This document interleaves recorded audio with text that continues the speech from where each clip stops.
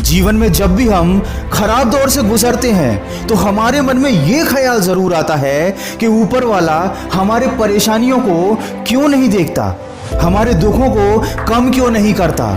पर शायद हम ये बात भूल जाते हैं कि परेशानी और दुख का समय हमारी परीक्षा है और परीक्षा के समय शिक्षक हमेशा मौन रहता है। इसीलिए कठिन रास्तों से ना घबराएं, हर कठिन रास्ते का अंत एक खूबसूरत मंजिल पर ही होता है। हमेशा ये बात याद रखना कि आसानी से मिली हुई चीज की इंसान कभी कदर नहीं करता, चाहे वो दौलत हो, इज्जत हो या प्यार।